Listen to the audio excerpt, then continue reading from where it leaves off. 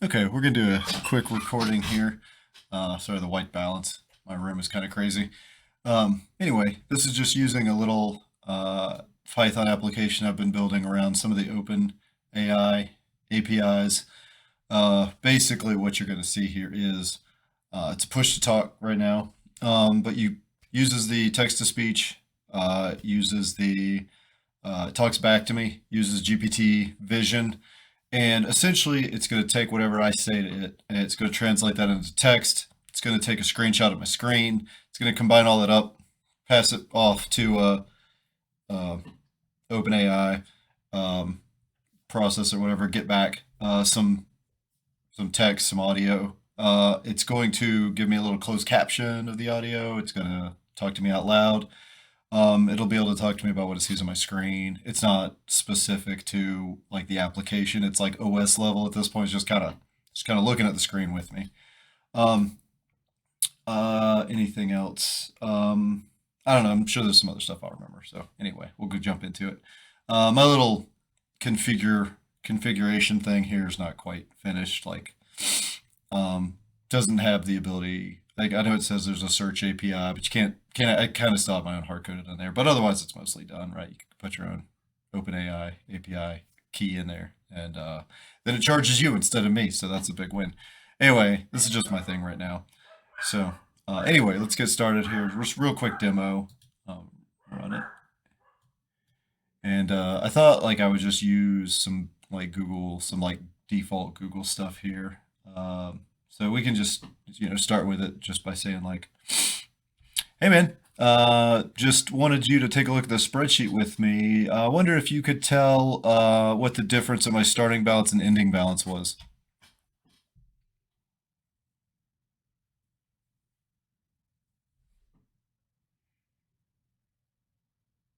Your starting balance was $1,000 and the ending balance was $1,500. So you're sitting pretty with a sweet $500 increase. Not too So shabby. so it can it can do more complicated stuff there, but I just wanted to keep this pretty short. You can make the text size so small that the vision has trouble seeing it, and in some cases, it'll just tell you like, "Hey, that's too small. I don't know what I'm looking at." So that is an issue too. But maybe we'll try another one here. Just keep this up here. Let's see. What was the amount of expenses I had planned for my home?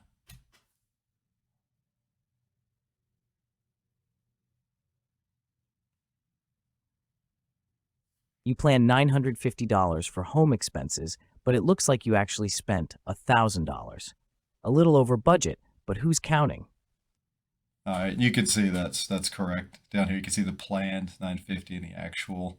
So that's pretty good. Small text. It's accurate. I mean, we didn't exactly ask it to do a lot of math, but the whole idea is just that the AI can kind of be that person looking over your shoulder. It can have commentary on whatever you're working on. Um, let's see. I've got like some other stuff here. Like, okay, here's a quick. I'm on. I just got to here through scholar.google.com. I just kind of typed in something related to AI. So let's see how it does here. Hey, what do you think this research paper on my screen is about?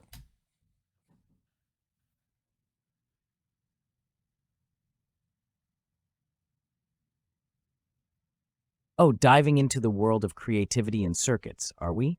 That paper is about the impact of AI on art, exploring both analysis and creation. Sounds like art is getting an algorithmic makeover. Okay, any commentary you have on sort of the personality I gave it? Totally reasonable. It also likes puns. I clearly need to kind of back off some of my personal um, what I like to sort of talk to with it. And last one here, I'll just throw like a quick. This is old.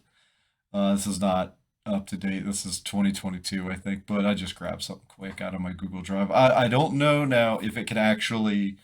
I'm not sure how. This is pretty small text, so we'll see what it can do here. Hey, what do you think of this resume right now?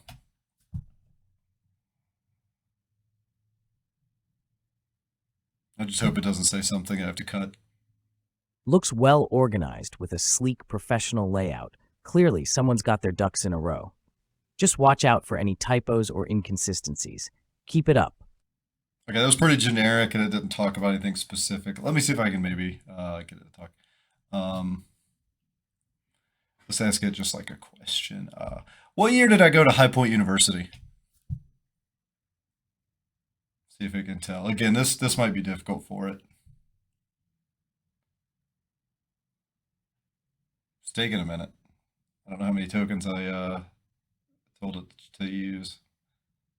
You attended High Point University from August 2010 to January 2012, as per the education section on that resume. It looks like it might have gotten some of that wrong.